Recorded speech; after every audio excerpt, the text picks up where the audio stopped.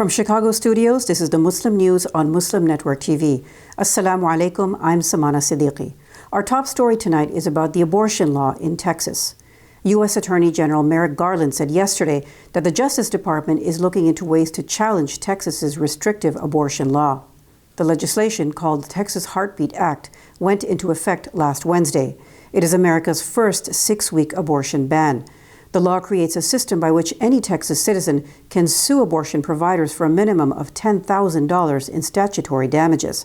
Justice Garland promised to support abortion clinics.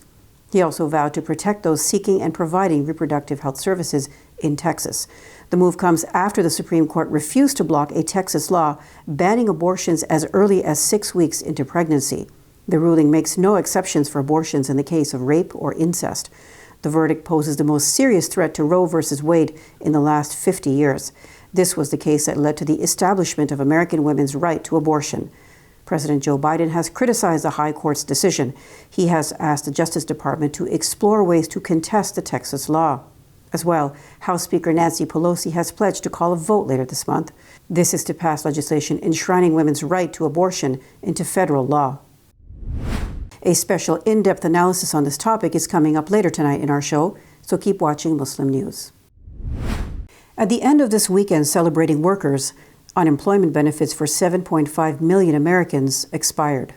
Beginning in March, President Joe Biden's $1.9 trillion economic aid package gave extended and expanded benefits for unemployed workers. This included a $300 weekly supplement to state jobless payments. But now, with its expiration on Monday, more than 7 million people will lose their benefits entirely. An additional 3 million will lose the $300 weekly supplement. President Biden and his top economic advisors are now turning to other federal help and a fall pickup in hiring to keep vulnerable families from hunger and homelessness. Republicans and small business owners have criticized efforts to extend unemployment aid. They argue that the assistance has held back America's economic recovery during the pandemic. They also claim that it has led to a labor shortage by discouraging people from seeking work. World leaders' failure to keep the global temperature rise below 1.5 degrees Celsius is the greatest threat to public health. That is according to an unprecedented joint editorial by more than 220 health journals. It was published in one of the world's oldest English-language medical periodicals, the British Medical Journal, on Monday. The authors say that humanity cannot wait for the pandemic to pass before acting to rapidly reduce carbon emissions, fueling the climate crisis. They also said that a global increase of 1.5 degrees Celsius above the pre-industrial average and the continued loss of biodiversity risk catastrophic harm to health that will be impossible to reverse. The editorial was published ahead of next month's United Nations Biodiversity Conference in Kunming, China, and the UN Climate Change Conference in Glasgow in November. World Health Organization Director General Tedros Ghebreyesus has said that the risks posed by climate change could dwarf those of any single disease. New Zealand has responded to its first terror attack by an ISIS-inspired extremist with an outpouring of support from and for the Muslim community. On Friday, a man stabbed a number of shoppers at a supermarket in Auckland before being shot dead by police. In the aftermath, Prime Minister Jacinda Ardern said he was a lone wolf extremist who had long been known to police and was under surveillance. What happened today was despicable. It was hateful. It was wrong.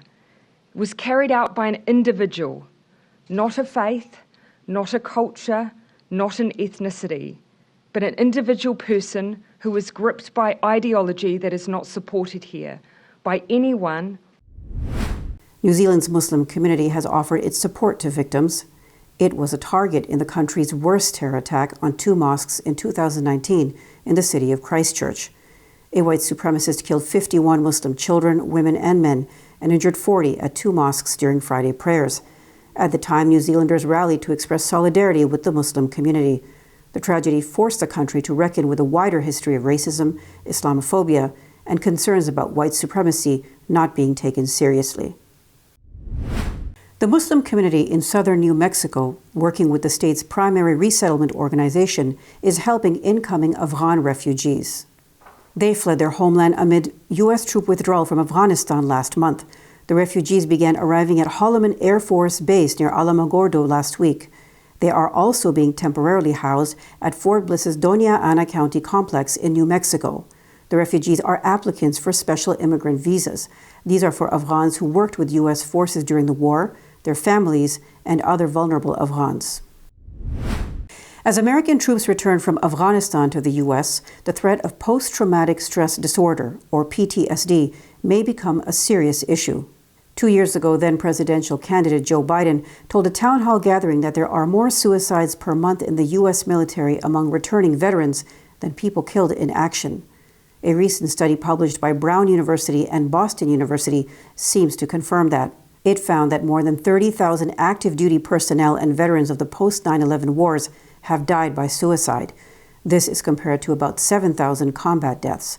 As well, a Department of Veterans Affairs statistic shows that vets are 1.5 times more likely to commit suicide than the general population. It also notes that a spike in PTSD among Afghan vets could take lives. Over 775,000 troops were deployed to Afghanistan over the last 20 years, many of them more than once. The Taliban has announced members of a new caretaker government. It will be led by Mohammad Hassan Akhund, who will be the acting prime minister. Akhund was the Taliban's deputy foreign minister from 1996 to 2001, when they were last in power. Taliban spokesman Zabihullah Mujahid, in a press conference in Kabul today, also announced 32 other members of the new government. They include Mullah Yaqub as acting defense minister.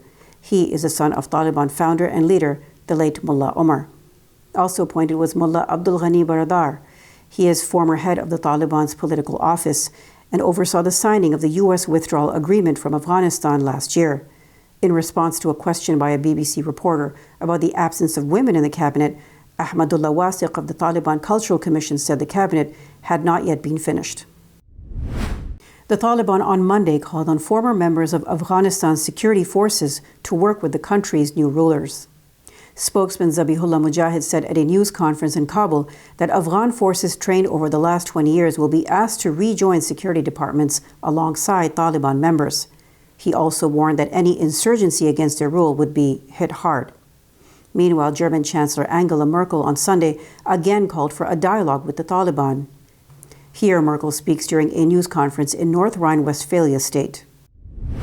Zweitens, was die Taliban anbelangt, so ist es so, dass wir natürlich mit ihnen reden müssen, weil sie jetzt diejenigen sind, die man ansprechen muss. Wir möchten Menschen, die für deutsche, insbesondere Entwicklungsorganisationen gearbeitet haben und die sich jetzt gefährdet fühlen, ja noch außer Land.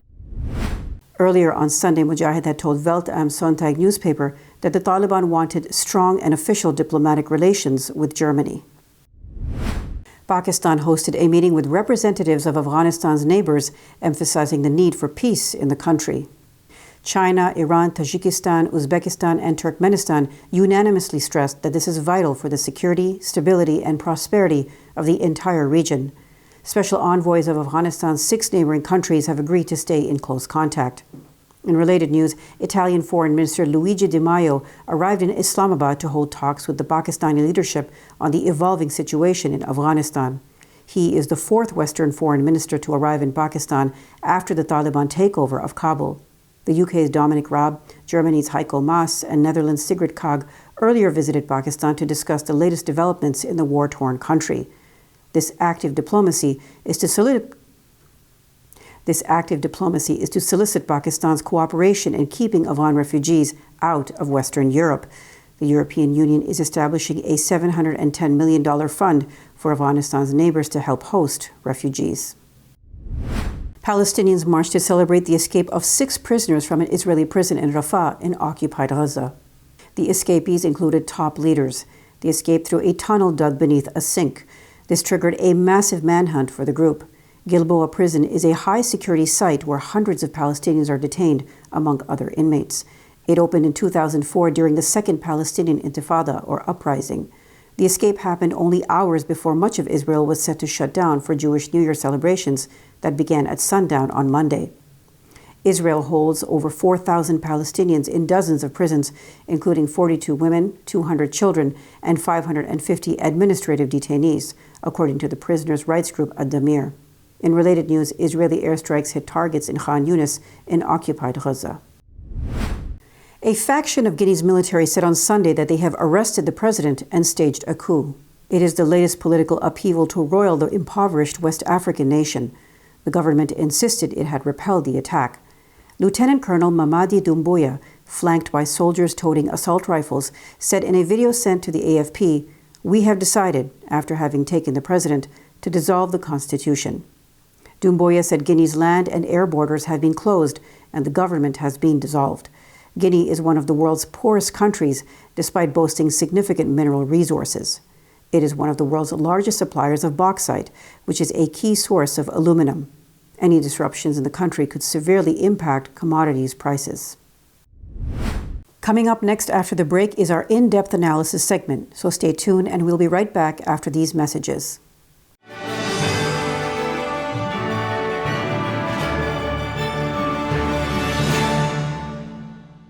If I could be you, and you could be me for just 1 hour.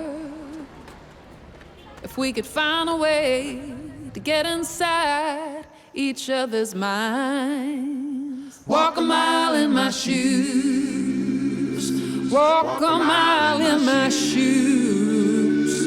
Well, before you abuse, criticize, and accuse. Walk a mile in my shoes.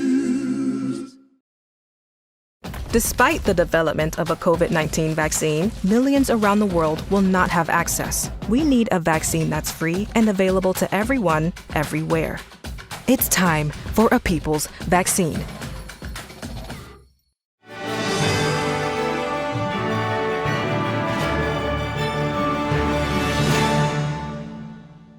Welcome back. In one of our segments, we discussed Islamophobia in North America. Let's watch. Thank you very much once again. Today we're happy to be joined by Robert McCaw, who is Director of Government Affairs at the Council of American Islamic Relations. Robert, thank you so much for your valuable time with us today. Thank you for having me. Assalamu alaikum. Wa alaikum salam, and our pleasure. Now, recently, of course, the Council of American Islamic Relations, or CARE, released a mid-year report covering anti-bias incidents towards Muslim Americans or Muslims in North America in general. How are the findings in this report any different from the previous one that was released? Well, what we found to go back, our previous report was actually for 2020, looking back at 2019, we had over 6,000 reports of anti-Muslim bias incidences spanning anywhere from discrimination while traveling at the U.S. border through airports, job discrimination, anti-school bullying, or just on-the-street harassment or violence. This mid-year report is something that CARE traditionally does not do, but we saw a very large uptick in anti-Muslim bias incidents, acts of violence targeting both Muslims and houses of worship, that we thought it was really important to capture this moment in a mid-year report. It's a short spotlight report. It's 10 pages, but it highlights the fact that CARE in just 2021 has so far received 500 reports to our national office, and that's not including the reports that we're going to be getting from our chapters at the end of the year when we traditionally do our report. But we also then focused on what we found were 38 really significant cases of anti-mosque violence, anti-Muslim intimidation, anti-Muslim hate speech, and acts of violence targeting Muslims in the U.S. We also did a special spotlight that looked at the cases and the uptick of anti-Muslim violence in Canada, which is just north to us. It's on our border. It's where a lot of American Muslims go. And we were just concerned in seeing this uptick that really followed the conflict where Israel bombarded Gaza 2 months ago. So following that, in May and June, we saw this uptick both in the United States and Canada. We sadly saw that terrorist attack that took place in London, Canada, that targeted 3 generations of a Muslim family, killing 4 individuals, injuring a son that was later released. And so we want to capture this moment because when you see such a spike in anti-Muslim hate, you want to collect it all in one place. We saw very much in the media that individual cases were being reported on, but we never saw that this trend itself was being spoken to. Thank you so much for that insight.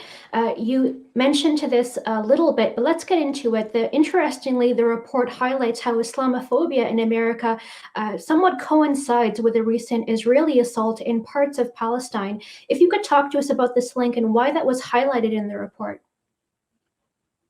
It was highlighted in the report because we actually saw this uptick in anti-Muslim violence as being associated with or inspired by the conflict that took place where Israel was bombarding certain parts of Gaza or, trampling the religious freedoms of worshipers at Al-Aqsa Mosque or confiscating land. We saw the conflict overseas translate into hostility towards Muslims in the US. Now, some of these attacks actually reference the conflict. Others were just general acts of hostility that occurred either during or after this conflict in May and June. And so, when you see such an international incident take place and then an immediate uptick of violence against Muslims, just as we saw an uptick of violence against members of the Jewish community being targeted by white supremacists and other groups, this is something that we want to document and be a part of this story, just because we didn't believe the media was doing a good job in covering this. Now, there were approximately 5 key areas that you also alluded to in the anti-Muslim bias incidents mentioned in the report. If you could perhaps briefly tell us about the violent versus non-violent bias incidents and the implications that your organization is trying to challenge right now. Yeah, so we did really break it down into 5 different areas. We had anti-mosque incidents, and that included acts of hate crimes where mosques were being vandalized, broken into. In one case, there was attempted stabbing of a worshiper at the Dar al-Hijra Mosque in Northern Virginia. And so these were cases that we were focusing in on. There was also what I would say is a threatening incident that was targeting a Palestinian community center, which was being targeted with anti-Muslim hate speech and bomb threats. And again, that was during the conflict where Israel was bombarding Gaza and other places. So what we saw was that there are anti-mosque incidents. There are acts of school bullying. While we documented one physical assault in a school, most of school bullying is actually just verbal threats, harassment, or intimidation. We also have illegal discrimination. So we see, either customers being discriminated against because they're Muslim, or especially quite often Muslim passengers on planes being intimidated by other passengers or by the actual hostesses on the planes. And then we see acts of hate speech where it's, either verbal or written harassment expressing anti-Muslim prejudice, but it doesn't necessarily intimate violence. While during many hate crimes that we documented, that would be associated with hate speech during the crime. So you can see the difference that we'd want to split up hate crimes versus just hate speech. And just out of all these different categories, Islamophobia was the main motivating factor. So this is why it was a report of anti-Muslim bias incidents. And then we broke that down between either being violent or, non-violent. Let's talk a little bit about the recommendation section. Interestingly, in the report's recommendations, there is mention of Islamophobia against Muslim minorities on a global scale. Have anti-Muslim policies in countries such as India and France, which is what the report mentions, perhaps led to the increase of racism here in North America? I really think it's an exchange of horrible ideas. And so what we've tracked in India is that its government, the BJP political party running the government in association with the RSS, that they are actually using anti-Muslim conspiracy theories that are being exported by the US by anti-Muslim hate groups, and they're watering them down to fit local narratives. So really, there's an exchange of hateful ideas coming from the US going into India. We then also see anti-Muslim, periodicals, pieces by pro-Hindu vista groups in the US that is taking this language. So really, it is an exchange of really bad ideas that is inciting violence, but it really goes beyond just India. We see China in their policies of repression, torture, genocide, targeting the Uyghurs, that they're using the US's war on terror narratives, and they're using really talking points that the US itself has given up, because I think our own officials had realized the damage and the bias that was being caused by earlier US narratives, but China just keeps it going. We also see in France right now the government using the ideas of cultural war, or a war of ideas, and them into introducing anti-Muslim policies that are either dismissing imams, shutting down Islamic NGOs, targeting Muslim private schools. So it's a range of ideas that have an anti-Muslim bias in them that target Muslims, and they're being expressed in different ways in these different countries. But I really do think there's an interconnectedness between anti-Muslim hate, whether you see it in China, in Burma, in India, France, or how it plays out in places like Israel or Kashmir. A lot of the similar talking points that Muslims are facing in the US or Europe are being exported into other countries, looking for good excuses to target Muslims. And I might add, and this is really important, CARE's mid-year hate crime report coincided with a call from Congresswoman Ilhan Omar and Jan Schakowsky, joined by 20 other members of Congress, in calling for the State Department to establish a special envoy for monitoring and combating Islamophobia, because the United States really does need to recognize that Islamophobia is a global phenomenon. It's a global threat. It affects the safety of not only Muslims overseas, but in the US, and when Muslims in the US travel overseas. And so we are really pushing the United States to adopt a definition of Islamophobia, to create a State Department office to track Islamophobia overseas and offer recommendations on how to curb this hate, which is becoming either violent or repressive in the form of other state policies. How hopeful are you that any of the additional recommendations concerning, for example, the special envoy that you propose, as well as a change or an increase in anti-hate legislation, will perhaps reverse these bias trends facing Muslims? And if you could talk to us a little bit about those two recommendations in terms of change from a federal level. Yeah, I think the first easiest step is for when an anti-Muslim bias incident on a large scale occurs, like the one in Canada, or domestically, that President Biden uses his podium, members of Congress, that they denounce these types of acts of violence.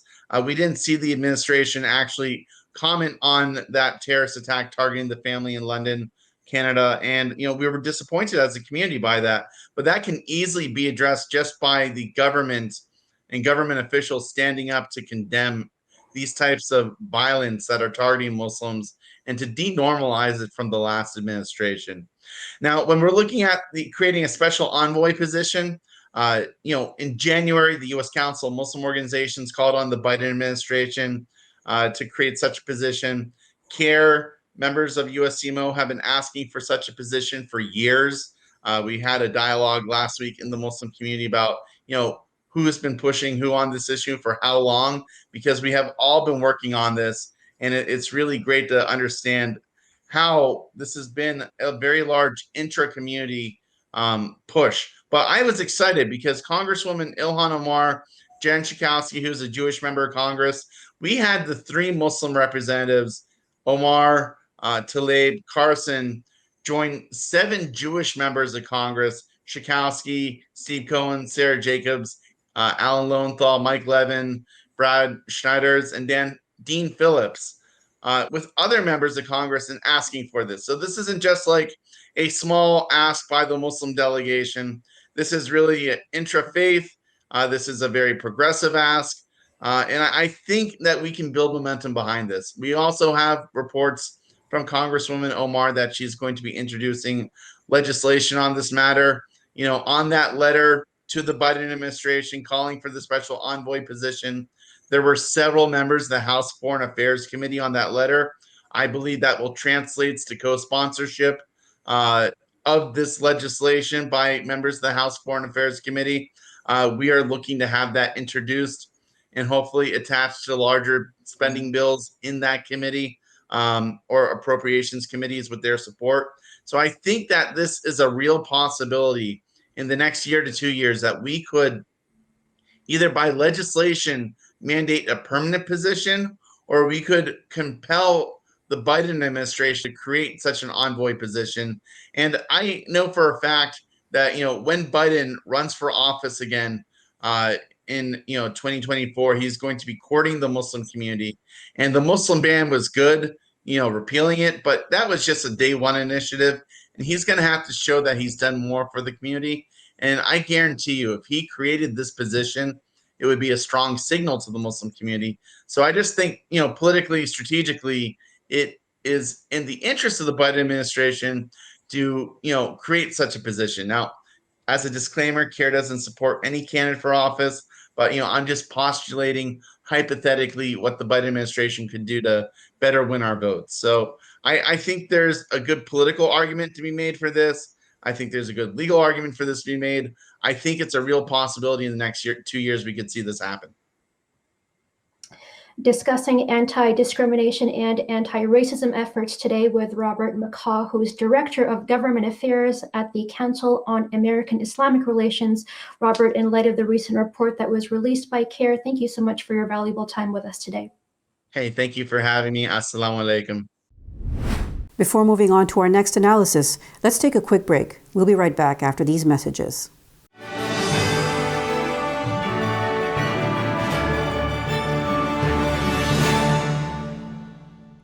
Our fellow Americans. Right now, the COVID-19 vaccines are available to millions of Americans.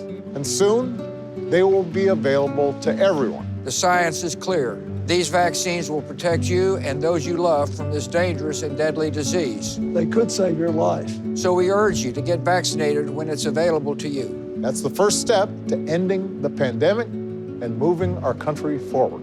It's up to you.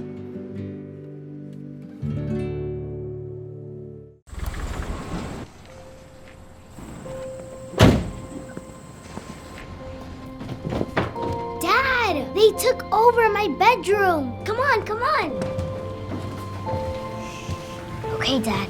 1, 2, 3.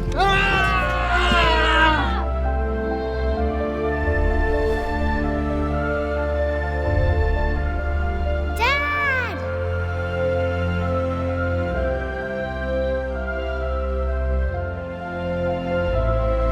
You saved me. Dad? Are you okay? I'm fine, dear.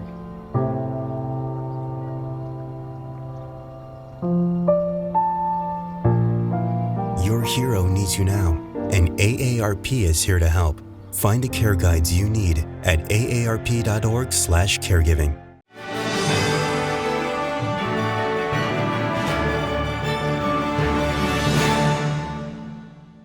Welcome back. Earlier in our show, we shared the developments related to the abortion law in Texas. To discuss this in detail, let's go to Imam Abdul Malik Mujahid. Over to you, Imam Mujahid. Thank you, Samana. This Texas law is turning neighbors against neighbors. President Biden said it right.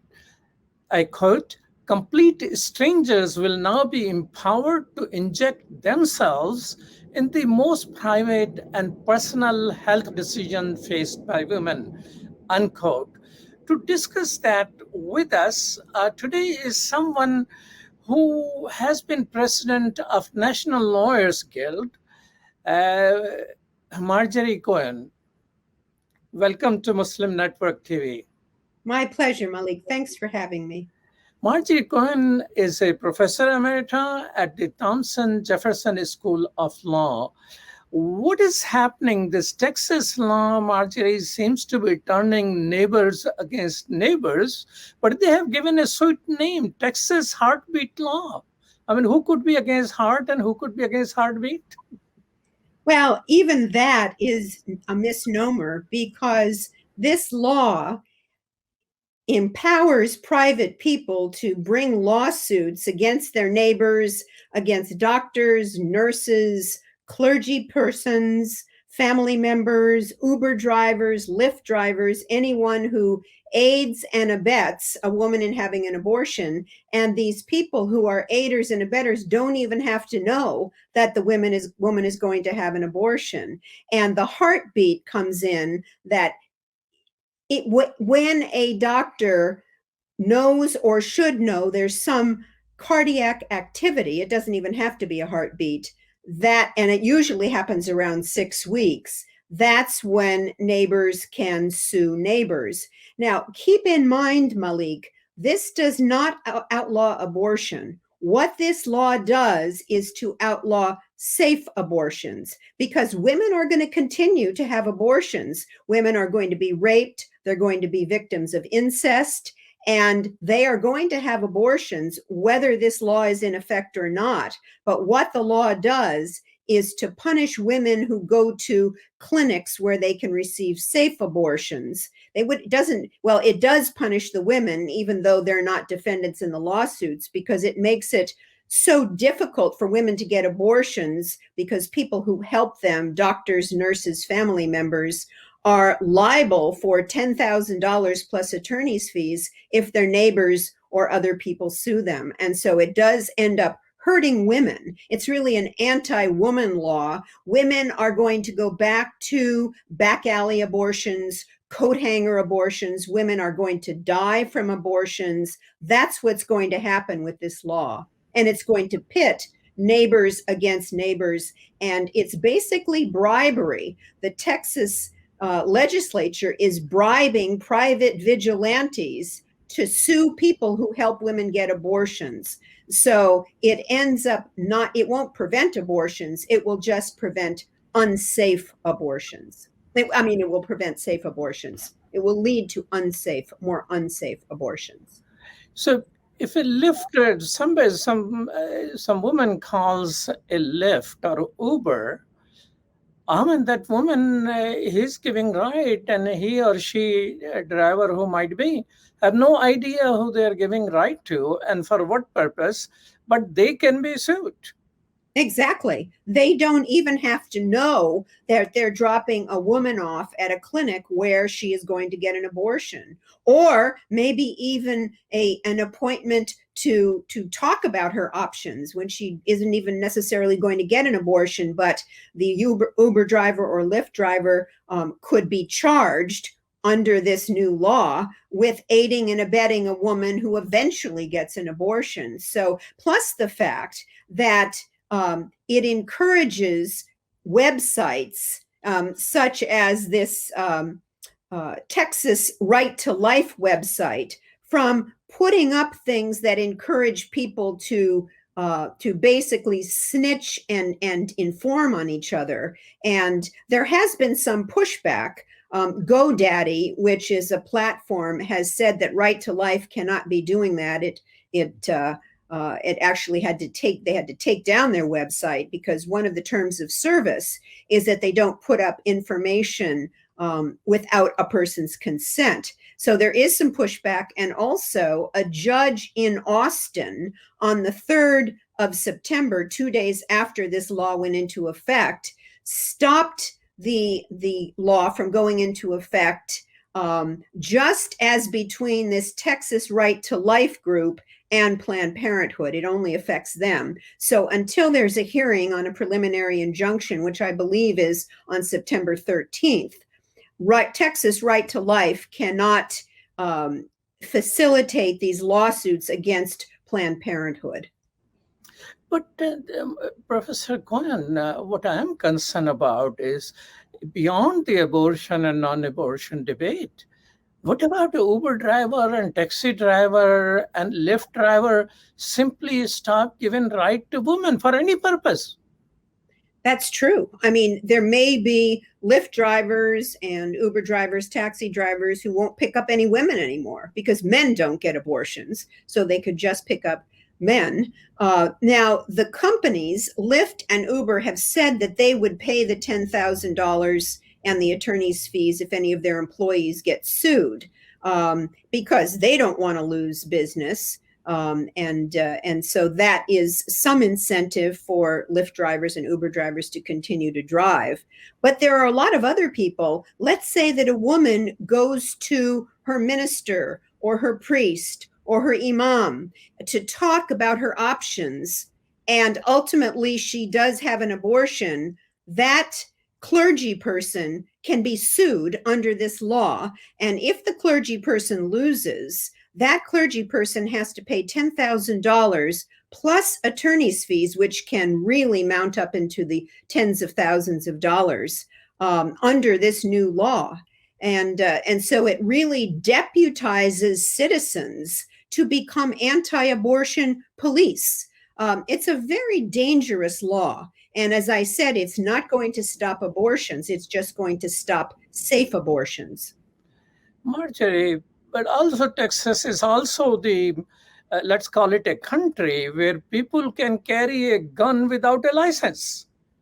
So what I'm seeing is there are going to be vigilante who say, well, I don't care for 10,000. Let me take care of this woman myself with my gun.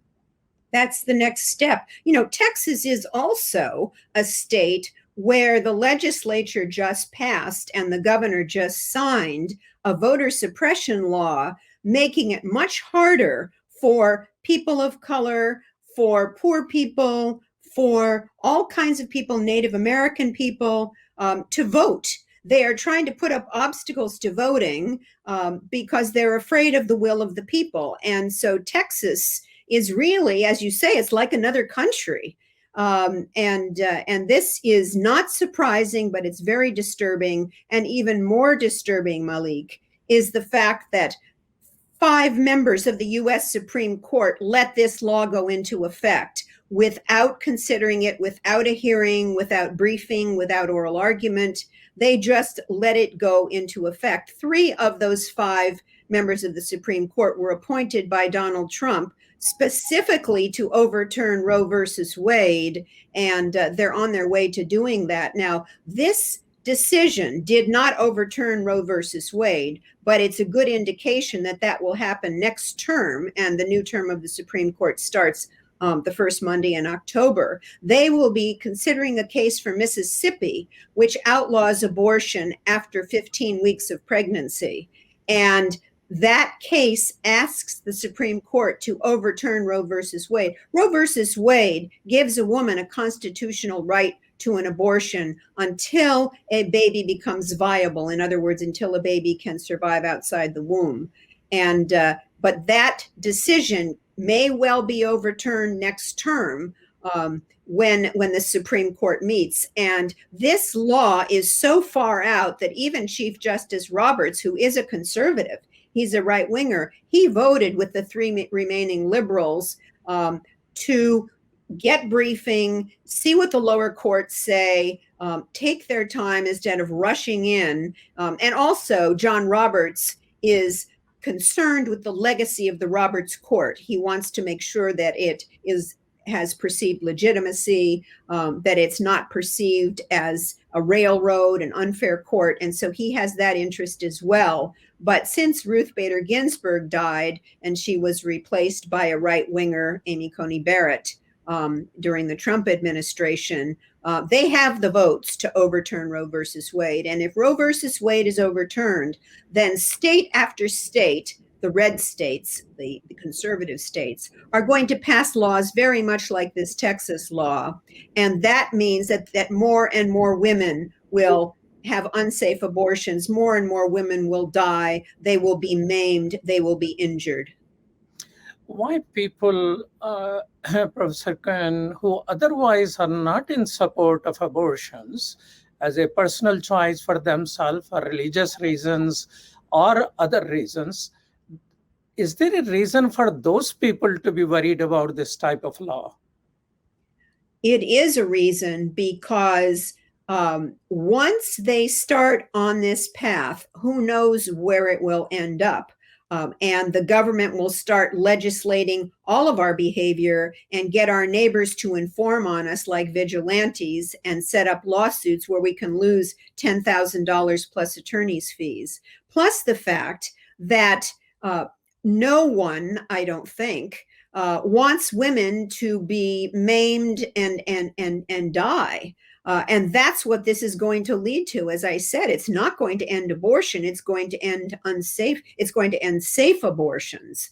And so I think that people who are concerned about life, and we're talking right to life, not just the right to life of a fetus, but the right to life of a baby once a baby's born, the right to health care, the right to education, the right to be treated as a human being. Many people, and I'm not talking about people, Muslims, but I know a lot of evangelical Christians are much more concerned about the life of the fetus than they are the life of the baby who is born. They're against social services. And life of mother as well. And the life of mother as well. You're talking about pro-life. Yes, we're talking about the life of mother. Exactly. So, Marjorie, take our audience to the era when women will die in alleys and maimed because they did not have any health services available to them. That's true. That's true, because we do not have universal health care in this country. We're the only industrialized country that doesn't have universal health care. But under this law, girls as young as 13 or 12 can be raped by strangers, by family members, and they will be forced to have the baby. If that's the intent of this law, which means that will put their health at risk as well. So yes, talking about right to life, we need to have a very expansive view of the right to life beyond just the right to life of an unborn fetus. Isn't rape very common phenomena in our country? And the result of rape, this law covers that as well. So how common is rape, and how common is the situation in which women does not want to have to carry a burden of a rapist? That's true. Rape is all too common in this country, and incest as well. I used to work I was a criminal defense lawyer and represented parents and children whose children were taken away from them because of molest and neglect. It's very, very common. And yes, I mean, imagine, it's hard to imagine, but imagine being a 13-year-old girl who is raped by your stepfather, and you want to have an abortion and you can't because there's nobody to help you. Your family won't help you. Your priest or your imam is afraid to help you because they might get sued under this law. There's no one to help you. What is that girl going to do? And when that girl does go through childbirth, she might die. And so she might be desperate, and she might have a friend or a friend of a friend who takes her to a place where they're unsanitary, where they use things like coat hangers, and I'm not exaggerating. And she dies from the abortion because it's unsafe and it's unsterile, because she does not have the opportunity to get a safe abortion. Now, what this is going to mean is that women who have money, rich women in Texas, can fly to California and get a safe medical abortion. But poor women, it's going to affect poor women more than rich women, because they don't have the resources to travel to a state where safe abortion is legal, and they're the ones who are going to be the victims of these back alley coat hanger abortions. This is what happened before Roe versus Wade was decided in 1973. Many women were dying from unsafe, illegal abortions, and that's what we're going to go back to if this law is allowed to stand, and if Roe versus Wade ultimately is overruled by the Supreme Court. Senate and House now have a resolution which is supported and co-sponsored by a whole lot of people. It's called the Women Health Protection Act of 2021. What are the chances of its becoming law in this situation in which, it's an issue on which country is divided and not in communication across the aisle? Do you think there is a possibility that it will pass when, filibuster is in place?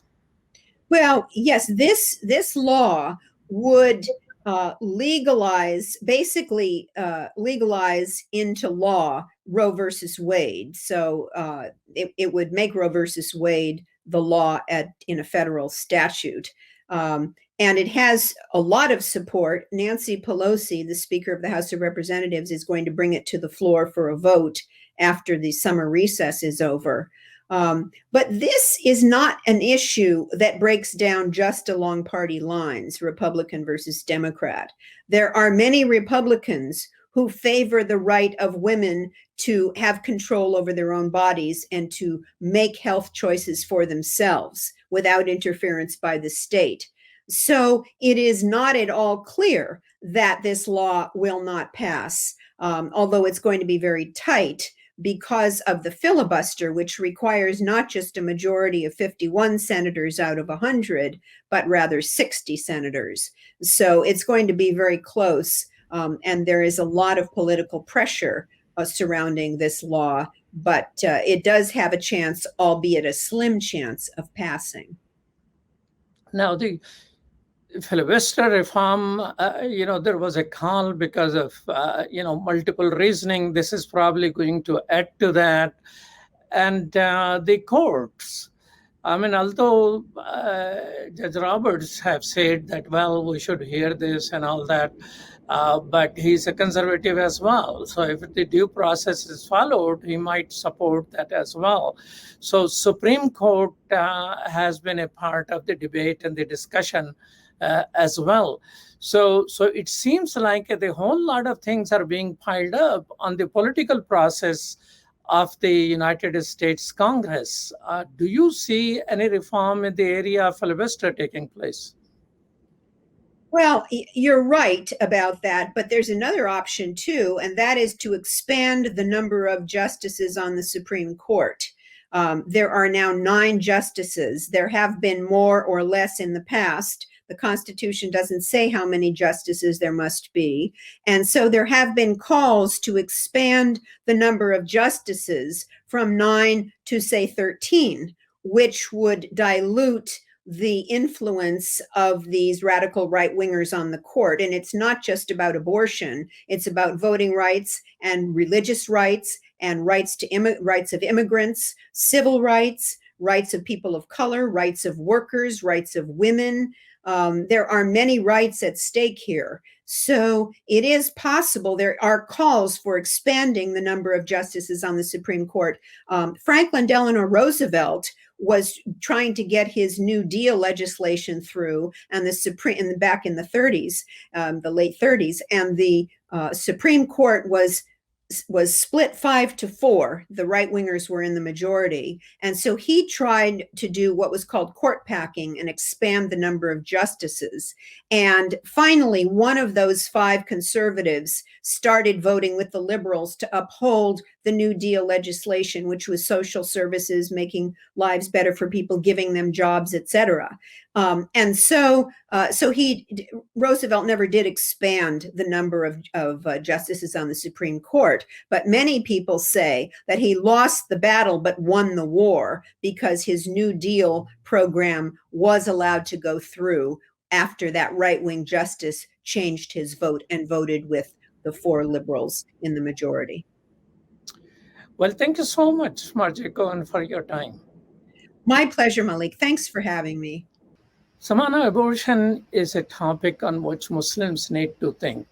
Muslim, by and large, because of our faith, teaches us killing one human being is like killing a whole humanity. Muslims are, by and large, anti-abortion.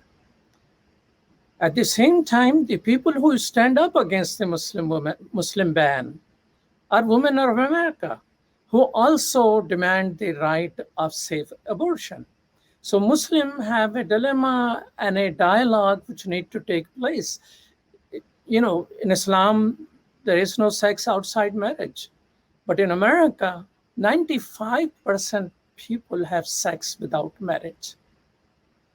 That's 95% of our neighbors. How do we deal with that situation? Especially there are, according to CDC, and trust me, they deal with these numbers, not just pandemic, 1,498,113 live birth to unmarried women. So this is the country which we are dealing with.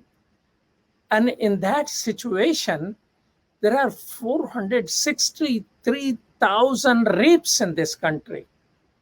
To be exact, 463,634 rapes.